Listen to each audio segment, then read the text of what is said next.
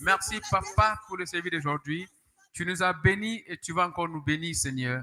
Merci pour ma sœur, merci pour mon frère qui va suivre ce service encore ici sur ce lieu, en Afrique, en Europe, en Amérique, en Asie. Merci, Seigneur Jésus, parce que la parole d'aujourd'hui va délivrer notre corps, va délivrer notre âme, va délivrer notre esprit. Merci, Seigneur. Merci parce que tu vas nous édifier encore pour nous faire comprendre la puissance du Père. Jésus-Christ de Nazareth, on continuera à avoir l'espoir en ton Papa parce que c'est lui qui est notre protecteur. C'est lui qui est notre pourvoyeur. Jésus-Christ de Nazareth, continue au Papa à intercéder parce que c'est toi, n'est-ce pas, le médiateur. Jésus-Christ de Nazareth, enlève le péché dans notre corps, enlève le péché dans notre âme et esprit. Sanctifie-nous par la puissance de ton sang, le sang de Calvaire. Jésus-Christ de Nazareth, souviens-toi que l'œuvre que tu as faite à la croix de Calvaire, ce n'est pas en vain. C'est pour me délivrer, pour me sauver, pour me protéger, pour me guérir. Tu as dit, c'est terminé. Oh Seigneur Jésus, c'est toi le terminateur de mes problèmes. C'est toi le terminateur de mes situations négatives. C'est toi le terminateur des maladies. C'est toi le terminateur de la honte. C'est toi le terminateur des maladies, de l'esprit de revers. C'est toi le terminateur. Notre espoir est sur toi, Jésus-Christ de Nazareth.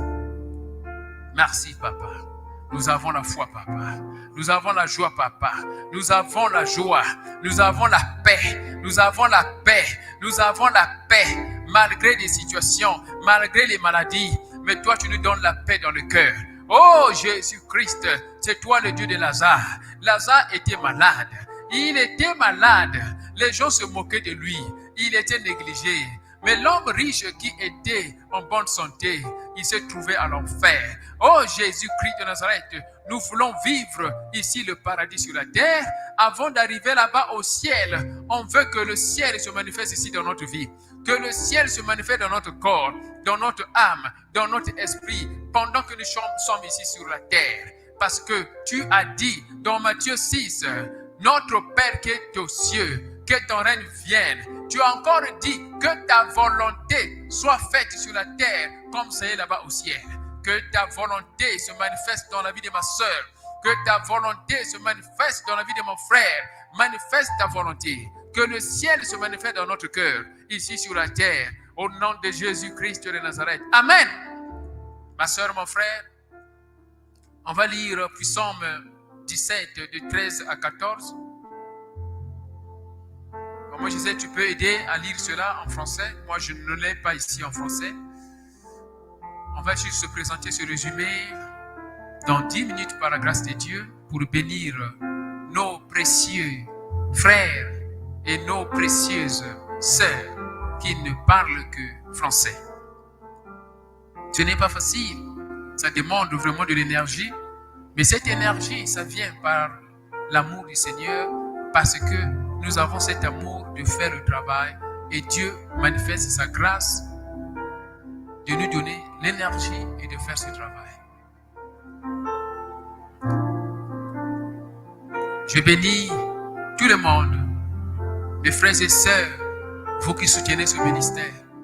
Chaque fois, à la fin du mois, vous vous souvenez que oui, il faut soutenir ce jeune ministère. Vous êtes là en train de faire grandir le bébé. C'est comme le bébé Jésus-Christ quand il était né. Quand bien même c'est lui le sauveur, mais il y avait des gens qui s'occupaient de lui. Le bébé Jésus, c'est lui le sauveur. C'est lui l'étoile brillante du matin. Mais il y avait des gens qui s'occupaient de lui. Il y avait des gens qui s'occupaient de lui. Quand il faisait caca, on enlevait les caca, on met des couches. En ce temps-là, il y avait, je ne sais pas quoi, c'est les raffias qu'on mettait sur son corps. Quand il avait faim, il criait, maman, j'ai faim, on lui donnait à manger. Même quand Jésus-Christ est en train de grandir, la Bible nous démontre que Lazare, qui était son ami, il lui donnait du pain. Parce que Lazare était dans la famille de boulangerie. C'est là où Jésus-Christ partait manger de temps en temps. Jésus-Christ a grandi par les gens tout autour de lui. Le bébé Jésus-Christ. C'est comme ce ministère. Toi, tu es là, en train de faire grandir le bébé Jésus-Christ.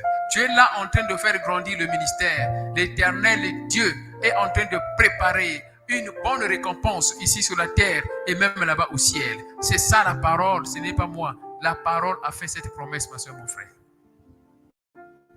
Chaque fois quand tu pries, il faut seulement rappeler Dieu. Souviens-toi, papa, je suis partenaire du ministère de la Trinité de Dieu très haut en Afrique du Sud. Souviens-toi, papa, parce que le Dieu d'Ézéchias, ce Dieu-là qui avait sauvé Ézéchias, le roi, il lui avait accordé 15 ans de vie. Ce roi était parti contre le mur. Contre le mur, il a dit, tu as dit à ton prophète Ésaïe que je puisse préparer mon cœur pour mourir. Et moi, je ne vais pas mourir maintenant parce que j'ai encore quelque chose à faire. Bon, l'âme, on a ça là qui dans le passé. La ligne là continue comme ça là, papa. Papa, le Dieu qui est fidèle s'est rappelé des bienfaits du roi. Le prophète Ésaïe n'a pas traversé la cour royale avant de passer le portail. Dieu parle au prophète. Ésaïe, repars là-bas, va prononcer maintenant la parole de vie. Maintenant, c'est la parole de vie. Tout se passe par la parole, ma soeur, mon frère. Il faut toujours souhaiter que l'homme de Dieu prononce la parole. Il faut toujours prononcer que l'homme de Dieu, souhaiter que l'homme de Dieu prononce la parole. Je me souviens, il y avait une sœur qui nous envoyait souvent la contribution. Mais il est arrivé un moment, la sœur envoie la contribution. Quand on dit, ok, prépare le temps pour qu'on puisse quand même prier, non? Cette sœur n'avait plus le temps de prier. Mais elle envoyait sa contribution, mais la prière, ce n'était plus son problème. Ça, c'est qu'elle vit ça. La sœur envoie sa contribution, mais elle n'a plus le temps de prière.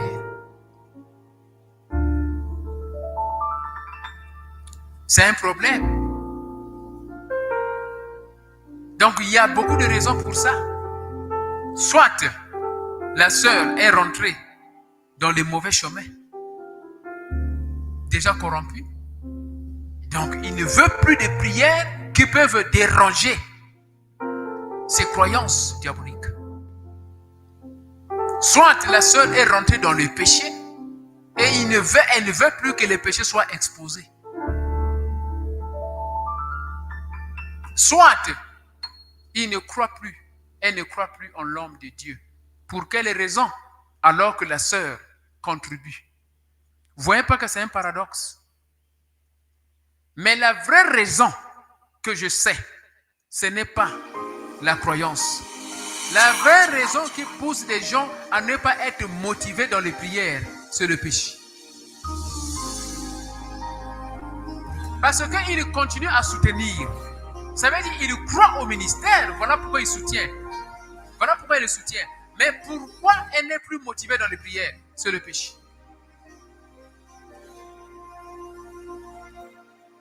Donc, ça c'est un témoignage. Je raconte toujours des témoignages, c'est-à-dire des choses réelles que je vois dans ce que je fais, ma soeur, mon frère. Voilà pourquoi je vous présente ça. Je prends des exemples des gens pour préparer une personne à ne pas tomber.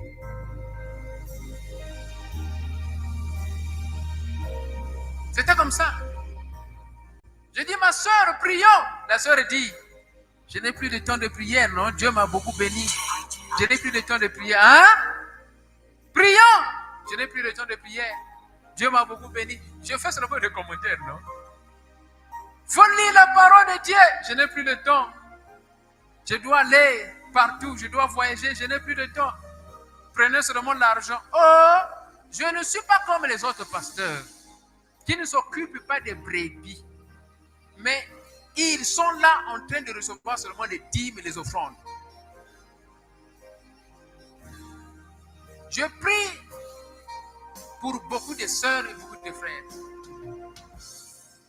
Quand je pose les questions, est-ce que tu as rencontré le pasteur? Ton pasteur dit non. Mais pourquoi? Non, seulement comme ça. Est-ce que tu vas dans cette église tout le temps? Oui. Est-ce que tu payes ta dîme, ton offrande? Oui. Mais la personne ne rencontre pas le pasteur. D'autres personnes disent que le pasteur, pour le voir, c'est pas facile. Faut l'audience. C'est pas facile, pasteur. Voilà pourquoi je viens auprès de toi. Ok, vous venez auprès de moi parce que je suis disponible. Mais l'argent, vous donnez à une autre église. Que le Seigneur nous aide. Que le Seigneur vraiment nous aide. Que le Seigneur nous aide. Si toi tu es sage, je pense que tu as compris. Si tu es sage, je pense que tu as compris. Maman Gisèle, tu peux lire Psaume 17 de 13 à 14. Alléluia.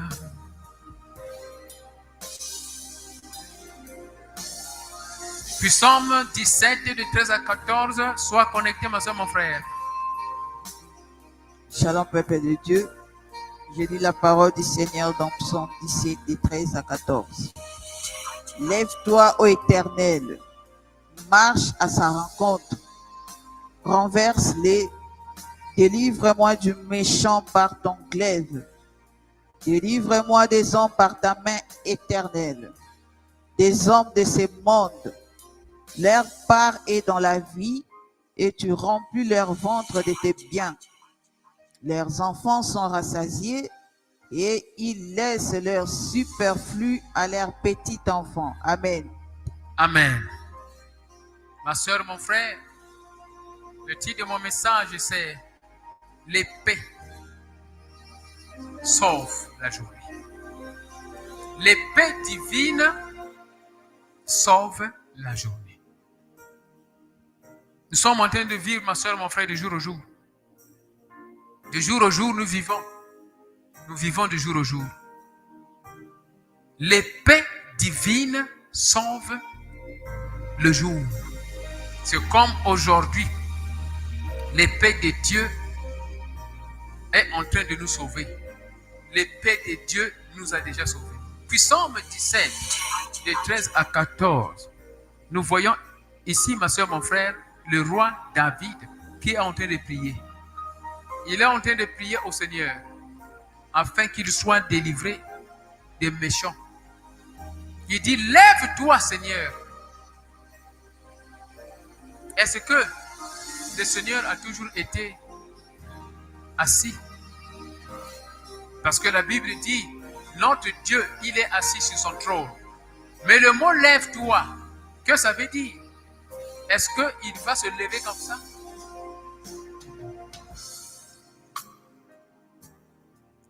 Dieu, dans son esprit,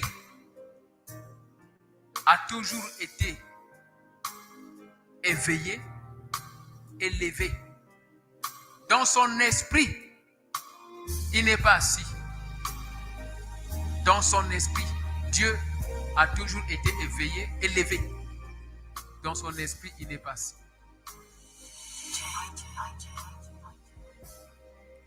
Parce que dans la Bible, nous lisons, il est dit, lève-toi et brille. Ça veut dire, c'est toi et moi, on est assis spirituellement. Spirituellement, on est assis. Voilà pourquoi on doit se lever pour qu'on puisse prier. Mais Dieu, spirituellement, a toujours été éveillé, élevé. Il ne dort pas. Il ne dort pas. Il ne dort pas. Mais quand le roi David dit, lève-toi Seigneur, ça veut dire, toi et moi, on doit réveiller le Seigneur. Toi et moi, nous devons réveiller le Seigneur. Nous devons réveiller le Seigneur où? Au-dedans de nous. Dieu est avec nous, mais il dort. Jésus-Christ était avec les pierres dans la pirogue, mais il dormait pour lui. Qu'est-ce qu'ils ont fait? Ils l'ont réveillé parce qu'il y avait des problèmes. Tornade. Mon pépé yaliwa. On le dit, maître, l'amuka, sokite, tokokufa awa. Donc, ça veut dire l'Esprit du Seigneur qui est en nous. Dieu qui est en nous, parfois il peut dormir. Voilà pourquoi la Bible dit, on ne doit pas attrister le Saint-Esprit. On ne doit pas éteindre le Saint-Esprit. Ça, c'est ce qu'on appelle dormir. Le roi David a trop de problèmes. Le roi David voit la mort, mais l'espoir est sur le Seigneur. Il veut que le Dieu qui est avec lui, au-dedans de lui, ce Dieu qu'il a oint à travers le prophète Samuel, il veut qu'il se lève au-dedans de lui pour frapper ses ennemis. Que Dieu se relève dans ton corps, que Dieu se relève dans ton corps, que Dieu se réveille dans ton esprit, que Dieu se réveille dans ton âme pour frapper tes ennemis, maintenant, au nom de Jésus-Christ. Dis Amen. Amen.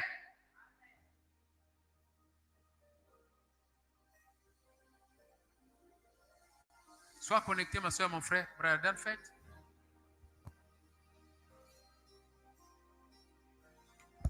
Nous devons comprendre, ma soeur, mon frère, que le roi David, ici, il a des situations, il a des problèmes.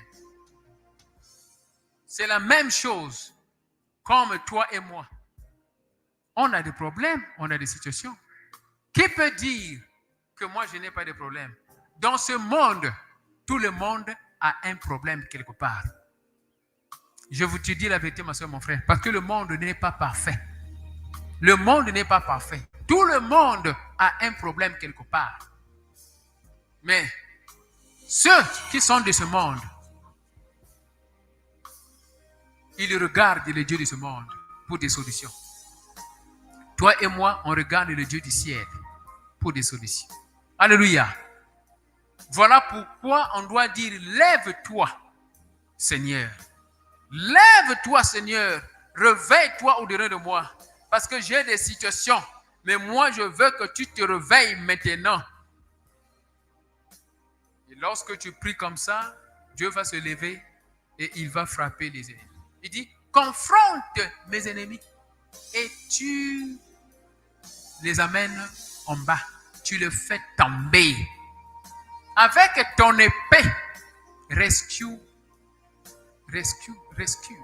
Sauve-moi, délivre-moi avec ton épée. Délivre-moi des mains des méchants. Il dit, avec ta main puissante, sauve-moi de ces gens-là qui sont méchants. Ces gens de ce monde, regarde bien, il dit, les gens de ce monde. Comment identifier les gens de ce monde? Pour identifier les gens de ce monde, toi et moi, on doit avoir la capacité de discerner l'extrémité. Toi et moi, on doit avoir la capacité de discerner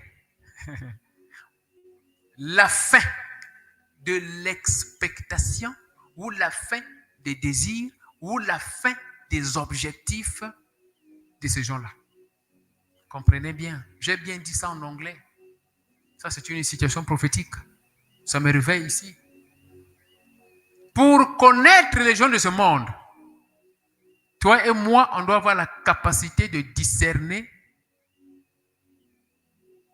la fin de l'expectation, la fin des désirs, des buts ou des objectifs de ces gens-là. Une personne qui est devant toi, si tu arrives à comprendre ses expectations, c'est-à-dire la raison pour laquelle il est en train de faire ceci, quand tu connais cette raison-là, qu'est-ce qu'il veut gagner à la fin de ce qu'il fait? C'est là où tu vas comprendre que ce monsieur-là est de ce monde ou bien il est du paradis. Voilà, ça c'est la révélation du Saint-Esprit.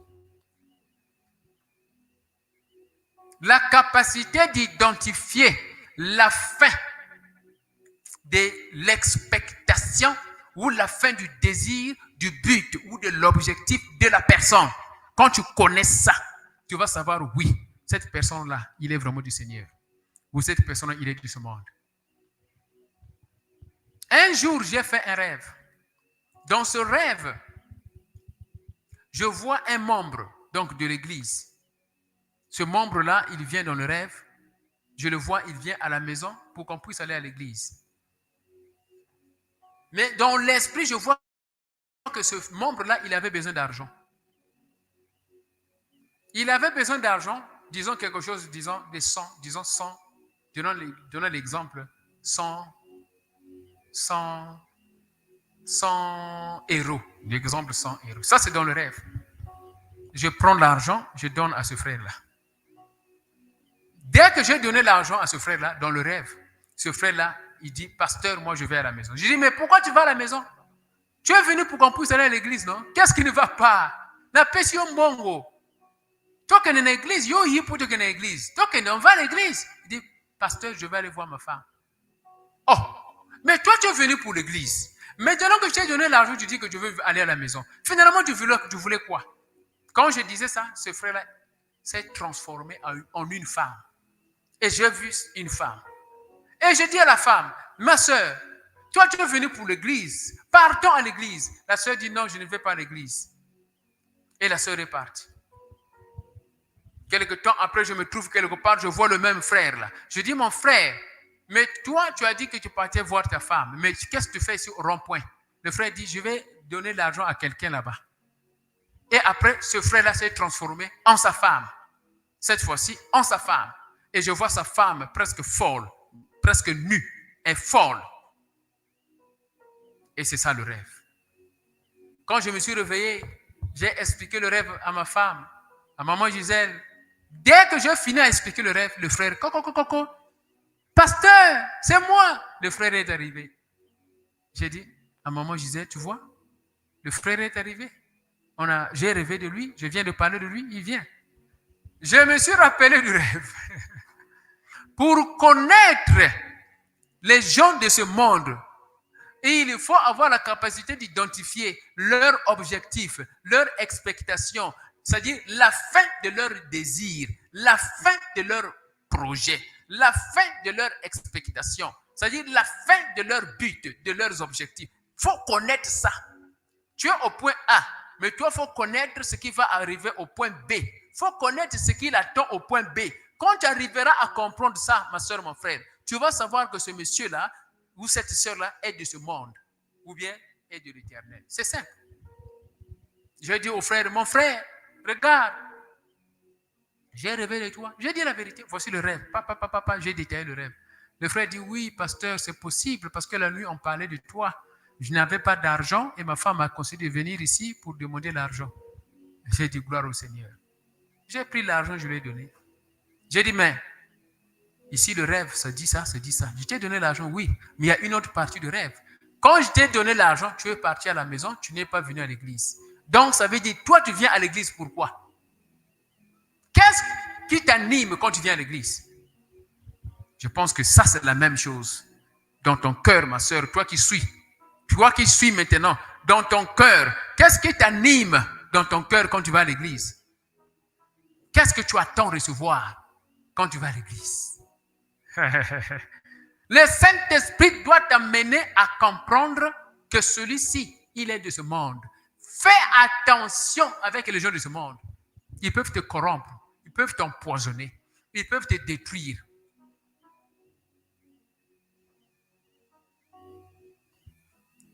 Le roi David, lui, il dit, délivre-moi par ta main des gens de ce monde. Il dit, ceux qui attendent leur récompense dans ce monde. C'est-à-dire, ces gens de ce monde, leur récompense, c'est la récompense du monde. Ils n'attendent pas les choses du ciel. Ils disent que le ciel, je n'ai pas besoin. Je n'ai pas besoin parce que je vais déjà mourir. Lui, il pense que la vie, c'est la vie de ce corps. Il ne sait pas que la vie, c'est la vie de l'âme. Il ne sait pas. Donc, lui, il attend seulement tout gagner ici sur la terre. Voilà pourquoi les gens sont capables de sacrifier leur vie. Parce que leur désir, c'est les choses de ce monde. Mais toi et moi, notre désir, c'est le ciel. C'est le paradis. Alors, pour cela, on doit savoir ce qu'il faut faire et ce qu'il faut éviter afin que la vie du paradis ne soit pas perdue. Voilà. Pourquoi le roi David est en train de prier ici, ma soeur, mon frère? Il est en train de prier. Pourquoi? Parce qu'il y a des ennemis. Toi et moi, nous avons des ennemis. Pourquoi nous avons des ennemis? Parce qu'ils savent que nous avons l'étoile. Jésus-Christ de Nazareth, c'est l'étoile brillante du matin. C'est l'étoile numéro 1, sauveur du monde. Mais regarde bien, ma soeur, mon frère, il y avait le roi Hérode qui était là pour tuer l'étoile.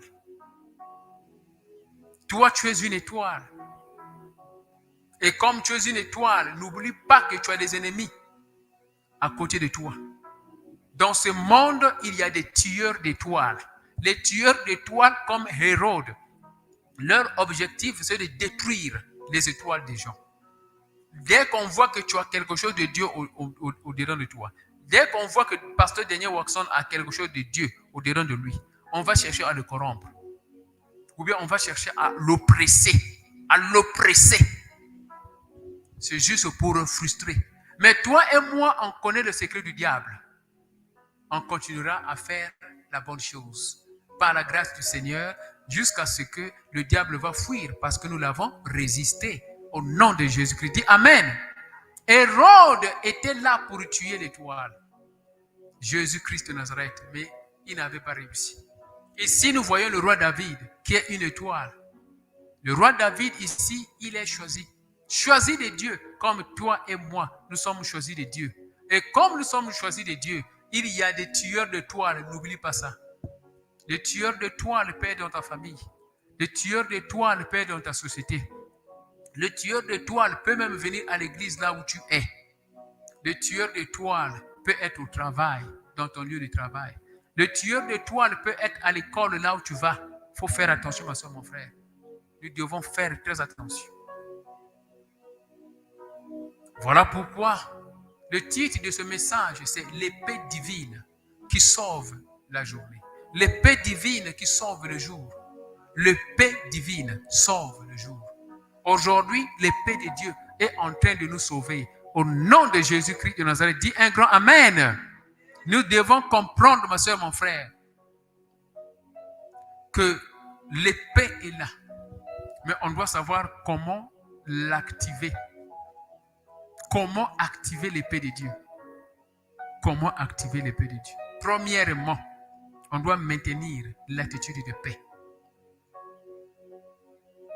L'attitude de paix.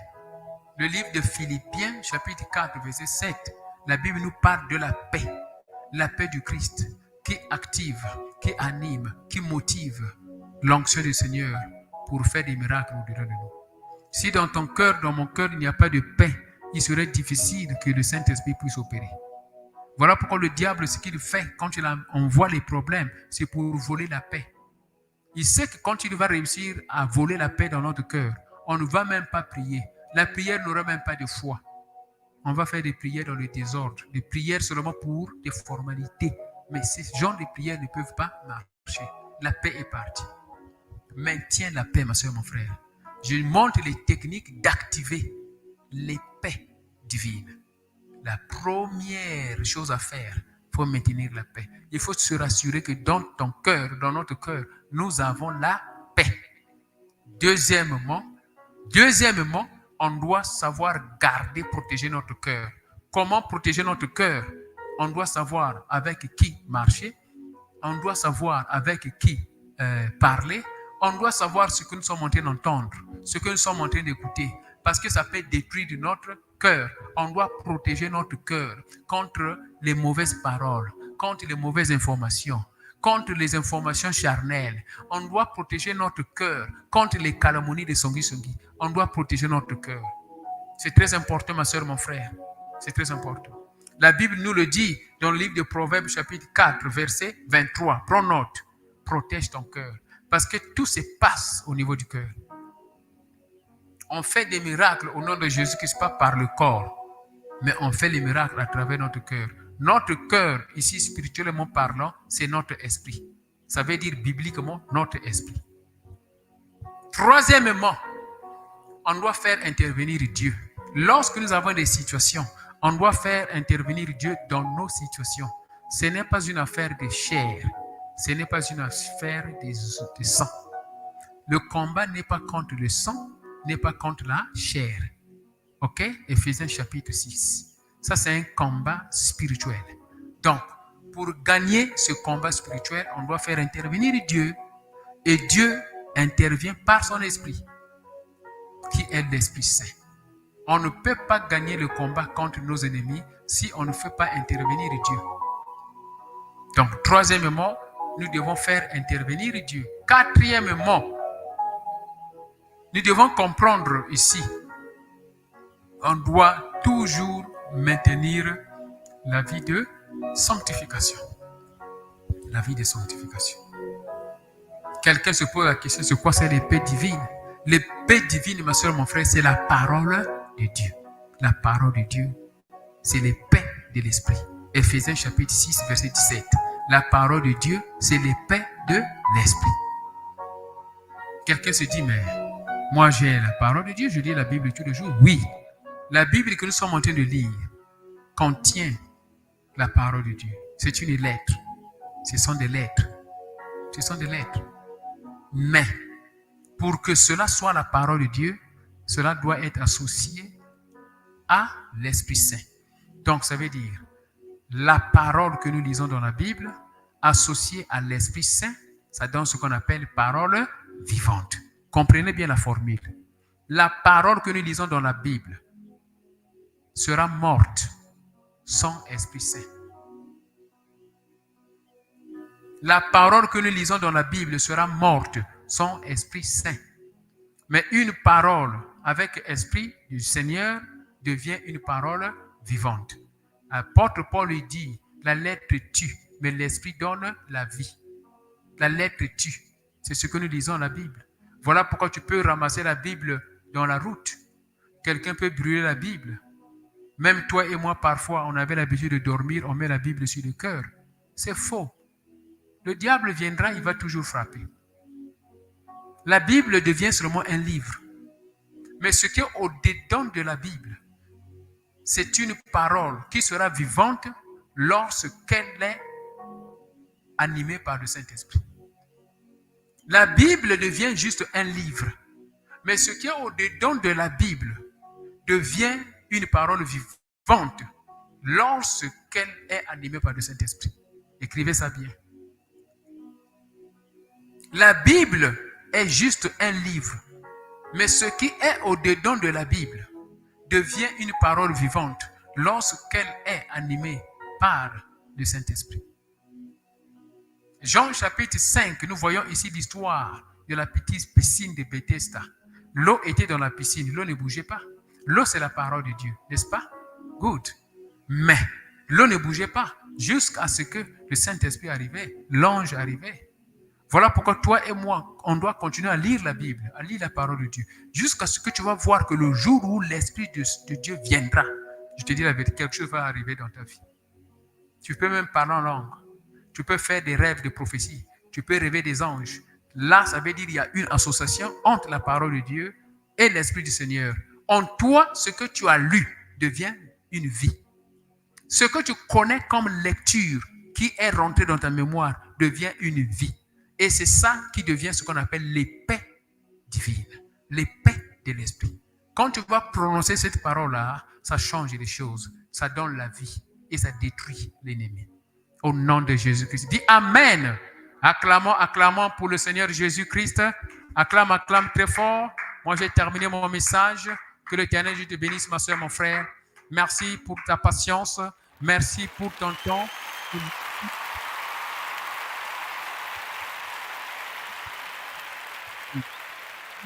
Que le Saint-Esprit n'est pas attristé, afin que la parole de Dieu qui est au-dedans de toi, lorsque tu vas prononcer cela, que ça devienne l'épée de l'Esprit. Que l'Éternel te bénisse. Shalom, shalom, shalom, shalom. Alléluia. Merci Seigneur Jésus.